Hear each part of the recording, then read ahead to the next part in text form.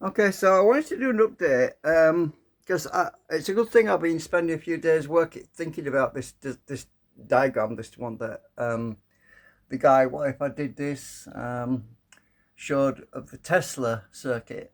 And do you remember the problem I was talking about with the solid state relays? They tend to latch when you activate the solid state relays, and I was previously talking about using a pulsed DC. Well, actually, we don't even need to do that because if on the output side of the circuit we have a MOSFET, we can simply break the circuit using a standard MOSFET because it'd be DC coming through here. So instead of having a pulse DC, we just simply break the circuit with a MOSFET. And obviously, once it's turned off, then all of the other switches, which are for the solid state relays, will be disengaged anyway because there'll be nothing flowing through that part of the circuit.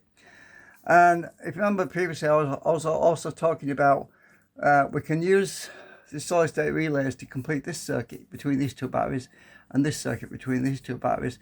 But the other three inputs would have to go through diodes, and so that we don't have power traveling between one cell that might be higher than the other cell, because when the solid state relay is disengaged, um, power can only flow into these batteries because these batteries are charging while the others are discharging. So if we use three diodes through three separate solid state relays, then that would make sure that the circuit is broken once the MOSFETs, so the solid state relays, are disengaged. So, and then there might be some people saying, well, why do you just use MOSFETs for everything? Well, you could do. That is another way of doing it. You could use all MOSFETs, but well, I've already bought the solid state relays and I might as well use them. So, but anyway, I'm working on the circuit to combine everything and in my head at the moment. And my plan of action really is to simply build it onto a breadboard initially, and then draw out the circuit diagram afterwards because I want to make sure that I get everything working properly. So I'm going to build it on the breadboard, and then then I can get the circuit right because there's no point in drawing the circuit now and then having to change it all and modify it. And so anyway, I've been with my sickness with this eye infection. It's really pulled me down. I have very little energy. Sometimes I just struggle just to get from the living room to the kitchen because my legs feel like they're jelly, and I don't know how to explain it, but I've been really run down. It's been extremely tiring. I'm just doing anything really. So I'm just trying to get myself well, get myself back to normal again. My eyesight seems to be improving. I've had a lot of problems with blurred vision, and so obviously it's not practical to start working on stuff when I'm like that because it's frustrating. It makes me irritated and angry because I'm having trouble seeing stuff clearly. And doing electronics is, yeah, you need good eyesight when you're doing stuff because you're talking about reading values of resistors and all that stuff. And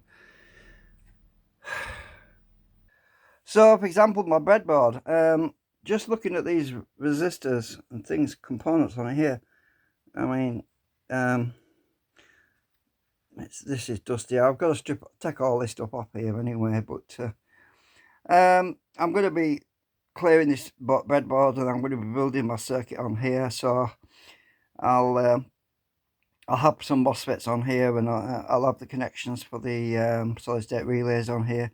This has got a bit dusty actually. It's not as yellow as it looks. It's just dust.